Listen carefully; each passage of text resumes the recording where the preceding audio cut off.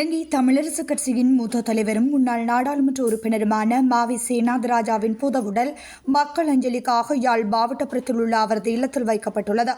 இன்று காலை மாவி சேனாதிராஜாவின் புதவுடலுக்கு இலங்கை தமிழரசுக் கட்சியின் நாடாளுமன்ற குழு தலைவர் சிவஞானம் ஸ்ரீதரன் தலைமையில் நாடாளுமன்ற உறுப்பினர் ஞா ஸ்ரீநேசன், முன்னாள் நாடாளுமன்ற உறுப்பினர்கள் மற்றும் கட்சியின் முக்கிய உறுப்பினர்களால் இலங்கை தமிழரசுக் கட்சியின் கொடி போர்க்கப்பட்டு மதிப்பளிக்கப்பட்டு அஞ்சலி செலுத்தப்பட்டது.